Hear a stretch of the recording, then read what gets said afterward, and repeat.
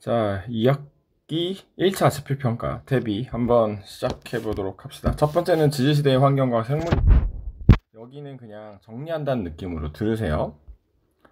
자, 일단 지질시대의 화석에 대한 정의가 나와 있습니다. 지질시대라고 하는 것은 지구 탄생으로부터 지금까지, 현재까지를 모두 지질시대라고 얘기를 하고요. 화석이라고 하는 것의 정의 정확하게 좀 기억합시다. 지질시대에 살았던 생물의 유해나 흔적이 지층에 남아있는 것을 화석이라고 합니다. 우리는 이제 이러한 그 화석이 생각해보면은 뭐 뼈 같은 것만 생각도 하지만, 그죠? 그런 걸 이제 우리 유해라고 하죠. 하지만 발자국도 있죠. 발자국도 하나의 화석이다라는 거 잊지 않았으면 좋겠습니다. 그리고 생물은 종류에 따라 서식 환경이 다르기 때문에 화석을 조사하면 당시 환경을 추정할 수 있다 했는데, 이런 환경을 알 수 있는 화석을 시상 화석이라고 하죠.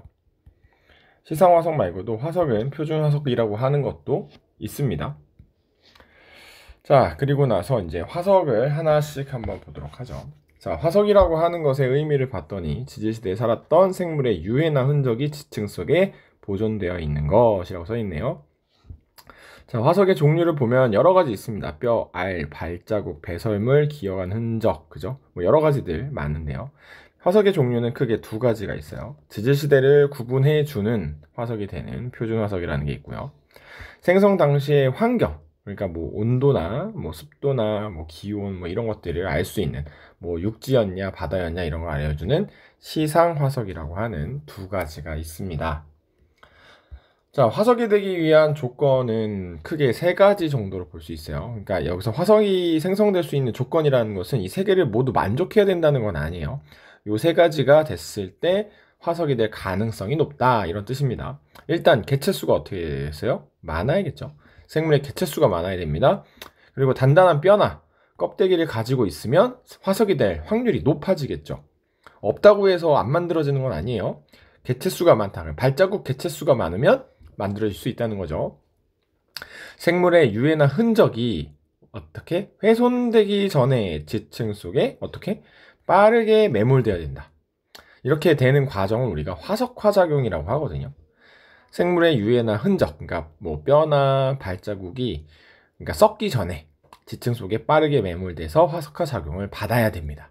이게 바로 요 세 가지가 조건이고요. 그러한 조건을 만족해서 화석이 만들어진 다음에 그 만들어졌던 땅이 융기하고 침식을 해서 내 눈에 보여야 화석을 발견할 수가 있겠죠. 자, 화석이를 통해서 알 수 있는 것들은 크게 여기 있는 것처럼 5가지 정도 얘기를 할 수가 있고요. 지층의 생성 시기를 알려주는 건 표준 화석, 지층의 생성 당시 환경의 특징, 뭐 과거 수륙 분포나 대륙 이동들을 알려주는 것을 우리는 시상 화석이라고 얘기합니다. 생물의 이 진화 과정은 시상 화석이든 표준 화석이든 모든 화석을 통해서 우리가 알아볼 수 있다라고 알려져 있습니다. 자, 일단 표준 화석에 대해서 먼저 알아볼게요. 표준 화석이라고 하는 것은 지층의 생성 시기를 알려준다라고 했었죠. 특정 시기에만 번성해야 합니다. 그죠? 특정 시기에만. 그래야 그 시기를 알려주는 거죠. 그리고 그 시기에 고루, 그죠? 넓게 분포를 하고 있어야 되겠죠. 그러니까 지구의 중생대 때 모든 중생대 지층에서 발견이 돼야 우리가 이게 중생대구나 이런 걸 알 수 있죠. 그래서 그런 걸 생존 기간이 짧고 분포 면적이 넓다, 이렇게 표현을 하게 됩니다. 표준 화석은 여러 가지가 있어요. 고생대에는 삼엽중, 방추중, 갑주어 이런 것들이 있고요. 중생대 때는 암모나이트, 공룡 이런 거 있고요. 뭐 시조새도 있습니다. 시조새, 뭐 시조새도 있죠. 여기다 써야겠다. 시조새 이런 것도 있고요. 그 다음에 신생대에는 메모드와 화폐석이 있다. 자, 요 정도는 기억하셔야 돼요. 자, 이제 시상화석입니다. 시상화석이라고 하는 것은 지층 당시의 환경을 알려주는 거라서 뭐 기후를 알려줄 수도 있고요. 수륙 분포를 알려줄 수도 있습니다. 그 다음에 대륙 이동에 대한 결과도 알 수 있고요. 그 다음에 특정 환경에서만 서식을 해야 되기 때문에 분포 면적이 좁아야 돼요. 하지만 이 시상화석은 지금도 살고 있는 경우가 많습니다. 그 시상화석에 해당되는 뭐 식물이나 동물 이런 것들은 생존 기간이 길기 때문에 내가 현재 어느 날씨에서 어느 기후에서 나타난다는 걸 아는 거죠. 근데 그러한 지역은 좁겠죠. 뭐 위도 30도면 30도 부근에만 있어야지 이게 막 90도부터 뭐 적도부터 다 있으면 안 되겠죠. 그죠? 환경을 알려주는 지시자 시상화석입니다. 자, 시상화석의 예로는 뭐 이런 산호화석이나 고사리 화석 이런 것들이 있는데요. 산호화석 같은 경우에는 따뜻하고 얕은 바다라는 걸 알려주는 거고요. 고사리 같은 경우에는 따뜻하고 습한 육지 환경이다 이런 걸 알려주는 거겠죠.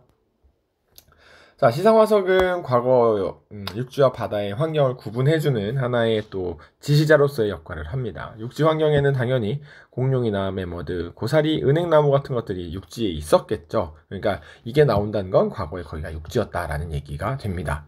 바다 환경이라고 하는 것은 삼엽충, 완종류, 갑주어, 암모나이트, 화폐석처럼 물속에 사는 녀석이라는 거죠. 우리가 그렇기 때문에 여기 있는 지층을 해석을 할 때도 A층은 고생되면서 바다네. 그쵸? 그 다음에 B지층은 중생대인데 육지겠네. 그쵸? C지층 같은 경우에 고사리가 나왔으니까 습한 육지였겠구나. 이런 것들을 예측할 수 있게 해준다. 그런 뜻입니다. 자, 시상화석이 여러 가지 또 알려주는데요. 대륙 이동의 증거가 되기도 합니다. 화석 분포의 연속성을 통해서 과거 대륙의 분포를 추정할 수 있게 되고요. 이게 실제로 베게너의 대륙 이동설에 활용이 됩니다. 자, 그 다음에 산호는 수온이 높고 수심이 얕은 바다에 서식하므로, 그죠? 산호가 나오면 이런다, 그죠?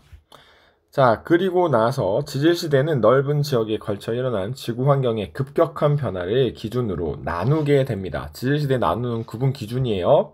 화석이 변화하거나 대규모 지각 변동이 있을 때 지질시대를 나누게 됩니다.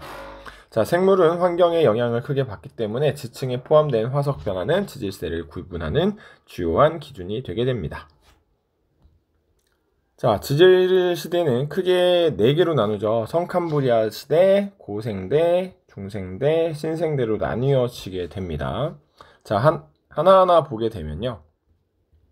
지질시대에 화석이 거의 발견되지 않는 성캄브리아 시대라는 게 있습니다. 성캄브리아 시대의 대표적인 화석은 이 2가지죠. 스트로마톨라이트와 에디아카라 동물군 화석이고요. 지구의 지질시대 중에 가장 큰 범위를 차지하고 있습니다. 그 다음 고생대는 5억 3,900만 년 전부터 해서 2억 5,200만 년 전까지 삼엽충이 있었던 고생대가 되고요.